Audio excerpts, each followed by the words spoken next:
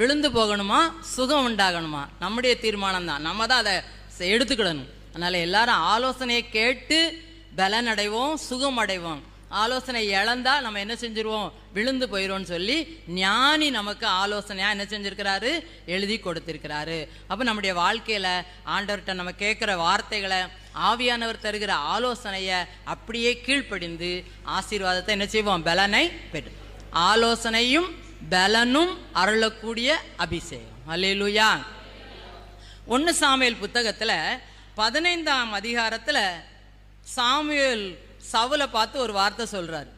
என்ன சொல்றாருன்னா, 2வது வசனத்தை எல்லாரும் சேர்ந்து வாசிப்போம். 1 சாமுவேல் 15:2.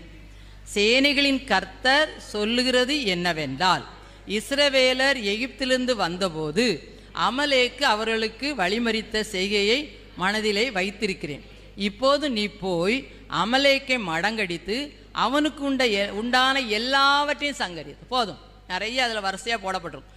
அமலேக்குன்னு ஒருத்தன் இஸ்ரவேல் ஜனங்கள் வரும்போது அவரை வழிமறிச்சிருக்கலாம். அதனால ஆண்டவரே சொல்லிட்டார், சாமுவேலை போய் சவுலை பார்த்து சொல்லிரு, இந்த ஆலோசனை அவருக்கு என்ன செய்யுது, சவுல் ராஜாவுக்கு சொல்லுன்னு சொன்னார்.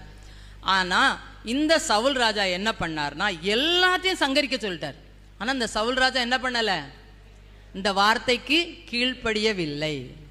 ஆலோசனையும் பலனையும் அருளும் அபிஷேகத்தை கொடுத்தும் அந்த அபிஷேகத்தை அவர் கடைப்பிடிக்காதபடி, அது கீழ்ப்படியாதபடி போனதினால அவருடைய வாழ்க்கையில் அந்த பலனையே அவர் என்ன செஞ்சிட்டாரு, இழந்து போயிட்டாரு. இஸ்ரவேலின் முதல் ராஜா, அவரை பார்க்கிற உயரமானவங்க யாருமே இல்லை, அப்படி ஒரு தேர்ந்தெடுக்கப்பட்ட ஒரு ராஜா ஆண்டவர் சொல்லிவிட்ட ஆலோசனையும் பலனையும் கொடுக்கக்கூடிய அபிஷேகத்தை இழந்ததுனால அவர் என்ன பண்ணிட்டாரு, அமலேக்கரை ஒரு சிலதை அழிச்சாரு, தரமானதெல்லாம் என்ன செய்யலை, அழிக்கலை. அந்த ராஜாவை கொல்லலை, ஒன்று கூட வைக்கக்கூடாது, எல்லாத்தையும் என்ன செஞ்சிடணும், கடைசியில் பார்த்தீங்கன்னா கொண்டு போட கடவா என்று சொல்லி கட்டளை கொடுத்துட்டாரு.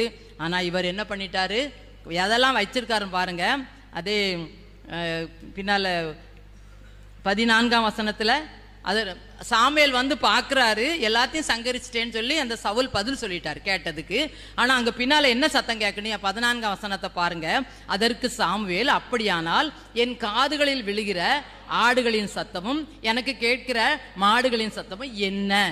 அதற்கு சவுல் சொல்றாரு, அமலேக்கியர் இடத்திலிருந்து அவைகளை கொண்டு வந்தார்கள், ஜனங்கள் ஆடு மாடுகளின் நலமானவைகளை உம்முடைய தேவனாகிய கர்த்தருக்கு பலியிடும்படிக்கு தப்ப வைத்தார்கள், மற்றவைகளை முற்றிலும்.